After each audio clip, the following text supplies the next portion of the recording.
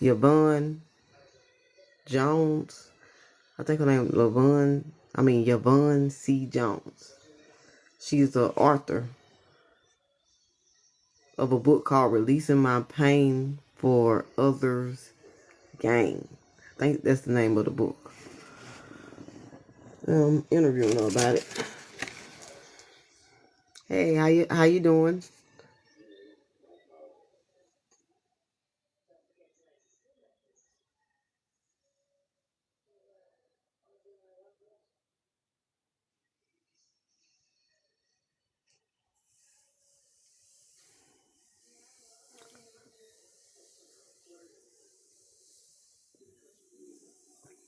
I had a very interesting day that didn't go the way I expected. Like everything was off. You ever had one of them days where you wake up and nothing goes the way you planned and everything is off whack? And you have to cancel your plans to do other stuff? Yeah, it's kind of a day I've had. If she does come up, y'all take it easy on her. Well, I'm gonna take it easy on her because this is probably her first interview, so she might be a little nervous, which is normal.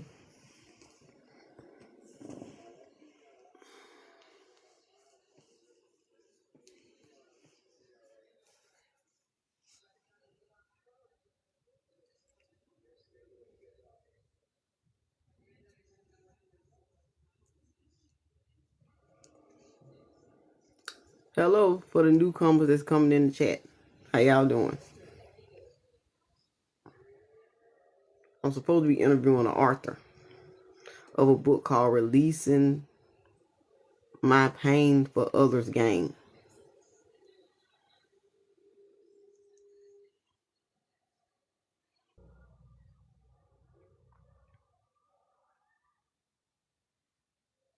I hope she hasn't gotten cold feet. Some people, some people don't, talk, do well like on a camera. They do better behind the camera. So she may be one of them types. She might chicken out. I don't know.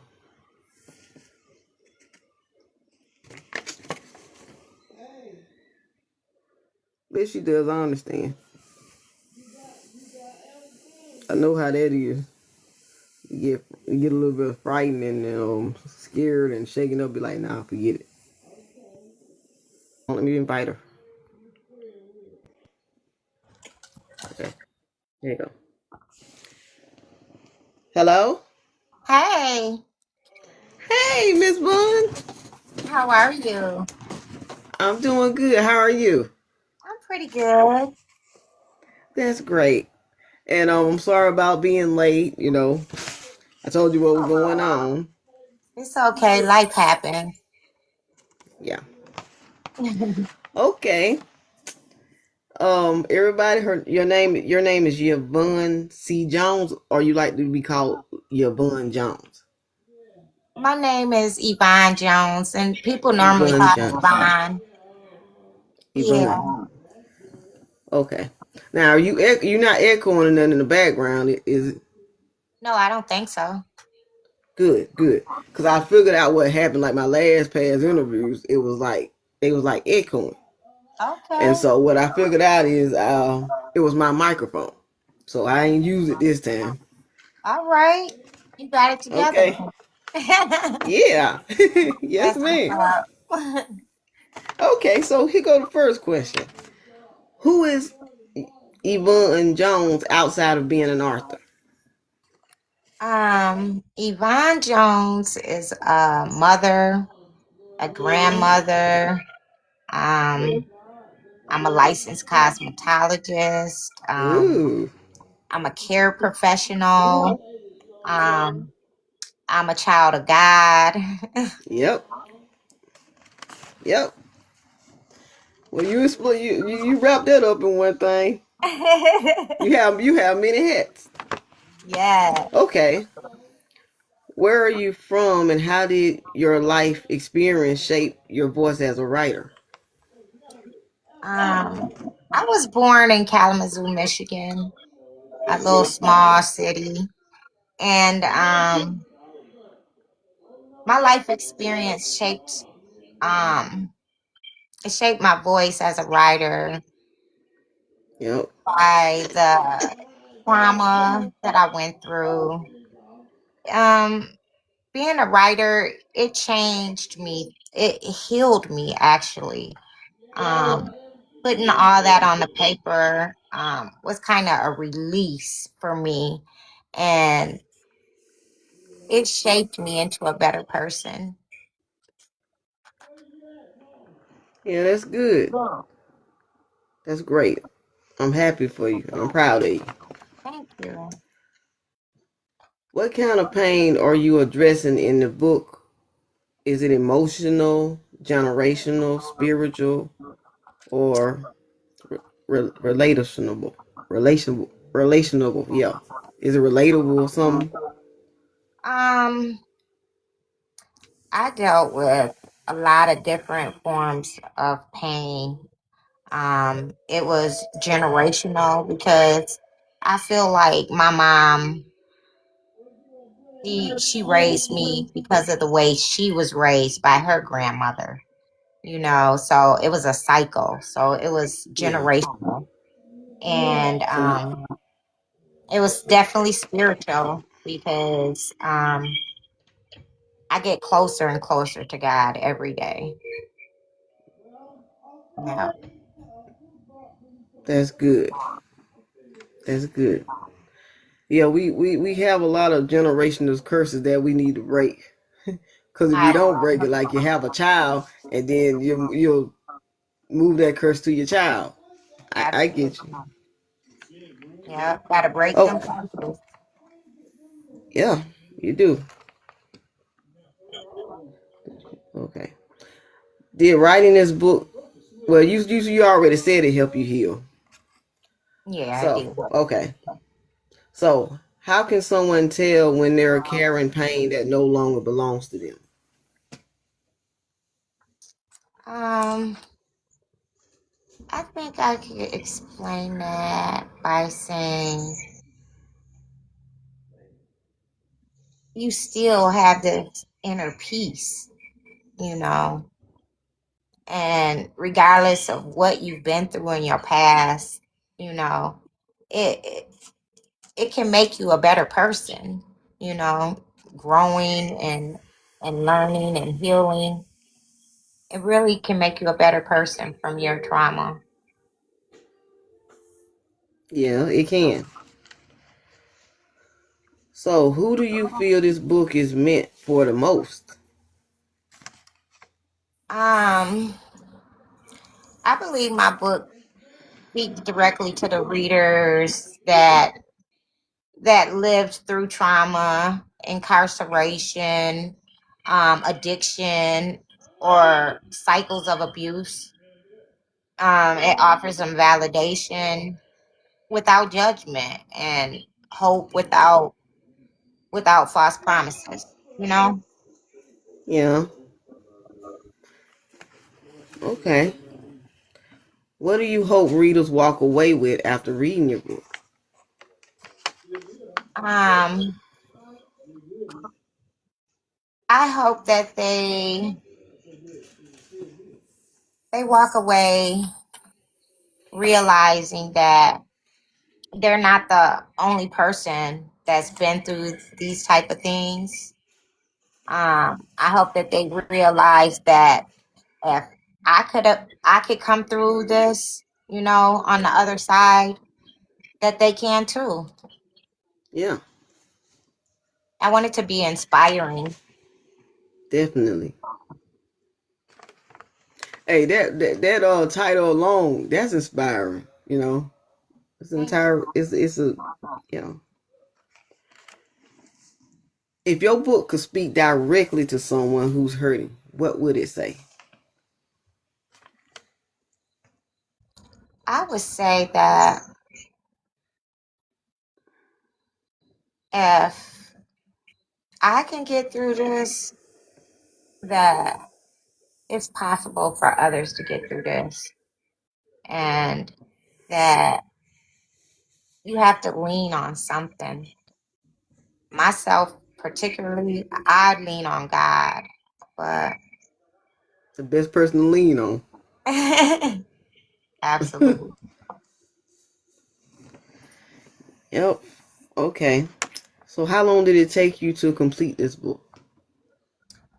Man, I was writing this book for like 15, 20 years. I started it and stopped writing. I changed the name so many times. And it was because I was growing. When I Mm-hmm. first when I first wrote the book, I titled it It's a Cold World because I was so angry. I was so angry. And then years later, I'm still telling the same story, but I named it Releasing My Pain for Others' Gain because I went and I did the healing and I'm a different person now, you know? Yeah. Yeah. I get you. Hey, don't excuse my husband out there. He in the living room. That's Sorry, he probably talking to my mom or his mother-in-law, y'all. okay. I heard that he has. Is it good? He might be talking about some food. Sorry about that. It's okay. Making me hungry. Yeah, I know, right? So, what kept you going when writing became emotionally heavy? Because, like, my first book, like, when I was typing it, I was crying as I was typing it, right? But I kept going. I think the fact for me would be like knowing that other people would want to hear the story kept me going, and I felt like it needed to get out there. So, what was it for you? What kept you going? Well, at the time that I really got serious about writing, I was in therapy, and honestly, I had like a writer's block, and Mm, I couldn't go no further. It's my story, and I knew the story, but I couldn't go no further. And through therapy, I realized that hmm, I had to work through the shame that I was going through. It was so many stages that I went through. And at that time, I was speaking on things that I did for drugs. And at that time in my life, prostitution. And I was so ashamed that I couldn't get past it to write it down paper. And yeah, I went through therapy and she pointed it out. She was like, "Well, where are you at in the book? Why can't you go any further?" And when I looked at where I was in the book, I realized that I had to work through that shame before I could go any further. Yeah, okay, and you did it. I did it. Yep, you did it. You should be proud of yourself. I'm proud of you. Thank You you. did what a lot of people can't do and still not doing. Okay. On the back of your book, you mentioned that you're taking care of that little girl within you. Could you explain what exactly are you doing to take care of that little girl? I acknowledge her. You know, that little girl is always going to be inside of me. Um, you know, you always out of nowhere may have thoughts of the past, and you know, I treat that little girl just like I would treat any other little girl. If Mm-hmm. if I'm sad, I'm gonna cry for her, you know, and Yeah, acknowledge her and her growth. Yeah. yeah. That's all you can do. Cause see, some people like they'll have that little person inside of them, and sometimes it'll lash out. Yeah. You just have Yep. to just really be aware of yourself and your own feelings and what causes you to act certain ways. Yeah, you're right. And not to mention that little girl, that little boy may have scars that reopens. You know, it'll heal, but it reopens. Absolutely. Can be triggered really quick. Yep. Yep. Okay. Here's the last question. Okay. If you could leave the audience with one message about healing, pain, or purpose, what would it be? Well, I would say that you would have to go through the healing and the pain to ever be able to get to your purpose, you know. Yeah. And it's work. It's work and you have to do the work. And it's hard because you have to relive the things that you've been through, but you come out better on the other side for it. So I suggest people they do therapy. They talk about it and they get it out. Yeah. Yeah, it's easier said than done though, because there's some people out there, especially in the black community, like some people won't take therapy. They feel like they can handle it themselves or something That's like that. true. And I think a lot of people do it because of pride. They feel Yep. like people feel like they're less than because they have to go see a therapist. But honestly, it's the best thing I ever did for myself. Yep. You can't really sometimes you don't feel like you can really talk to the people that's close to you from judgment or Yep. different reasons. That's why you Yeah. go And then talk to a they run therapist. their mouth. Yeah, and then they Yeah, run their mouth. But then the thing with the therapist, they can't run their mouth. Yeah, they run their mouth right. about So your it's a business. You can safe sue them. space. It's a safe Yep. space. And I recommend that more people do it actually. Yeah, more people need to do it. Our community been hurt for years and years. It, Yeah, it's it time to might help us. Yep, it's time for us to heal. yeah. And if therapy what it takes, and then it's not just like the therapy. I think people need to take the advice in the therapy because I've seen people who was on drug problems, right? They'll go to rehab, they'll get back out, end up around the wrong people and do the same thing. So it's not. So yeah, it's the rehab can help, but you got to be willing to listen to them and follow their advice and follow what they give you in order for it to help. If you're gonna get out of the rehab and go back and do the same thing, you're gonna have to start all over again. Because I know people who went to rehab several times and Right. they The didn't change. rehab, they give you tools.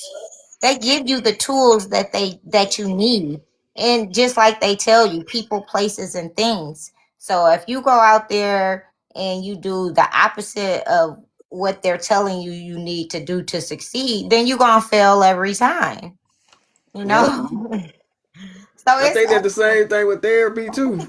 Like some people are probably take it and don't follow the tools, and then they. right. That's true. So if you're gonna take therapy, you make sure you have to, listen and take the advice and do what they tell you to do. Right. You gotta do the work. Can't nobody Yep. help you but you, you know. Yep. I enjoyed this interview. I did too. It was nice. Do you have anything you want to advertise other than your book? You have any other books or any projects coming up that you want to advertise Well, to the audience? actually, yes. Actually, this book right here, Releasing My Pain for Someone Else's Gain, is the first part of my 3-book series. I've actually started the second book, which is called Another Form of Slavery, which will Mm-hmm. be talking about um, what I went through while incarcerated. I actually Yeah. did 15 years and 8 months in prison. And I have a lot to tell about that. Yeah. Oh, okay. So Yes. that's gonna be like part two of releasing my pain for other people's. I mean, for someone else's gain. That's gonna be part two. Absolutely. Part two. Yep. And Okay. the third part will be about my life after prison and how God has been so good to me. Yeah. Yeah. Well, I can't wait for you to get all three of them out. Have you thought about what part three gonna be about? Or you just Yeah. on part two? Yeah. The third part is going to be about how I started to rebuild my life after all the trauma and after living my life for God and how good God is. Okay. Well, y'all, do you want them to follow you on Facebook or on Yeah. here? Yeah, absolutely. I would love you to follow me on TikTok. I'm under Vaughn or Okay. Facebook, Yvonne Jones. Yvonne Jones. Okay. So y'all make sure y'all go follow her. She needs support. And for all the book readers, go buy her book. You know, Thank you. and go buy all three of her books. Even the two she haven't made yet. When it comes out, go buy that too. I'm sure it's gonna be a read. It's gonna be a I good enjoyed this interview. one. Yeah, it's gonna be great. The first one sounded great. So I enjoyed this interview. What was it okay? Was it? It didn't make you too nervous, did it? No, I kind of got comfortable. Yeah, they Yeah. say I have that effect. I try to make people feel comfortable. I know how it is to be Yeah, you nervous, made me and feel very comfortable. I yeah, appreciate that. It just I felt like a appreciate you. normal conversation. Yeah, I appreciate. That's what it is, a normal conversation. I That's right. appreciate you, Thank you. and thank you for accepting my message and my invitation for you to come up here. Thank you. Thank you for supporting me. I support you. Y'all make sure y'all support her now. Go follow her. Go buy her book, Releasing My Pain for Someone Else's Gain. It sounds very interesting. It is Okay. inspiring. Bye Yeah, bye. very inspiring. Bye.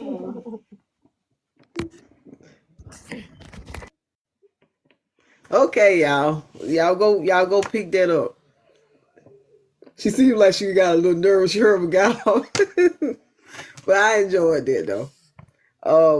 Y'all go look out for her. I'm finna get ready to hop off. I got a lot of stuff to do. Love y'all and thank y'all for coming.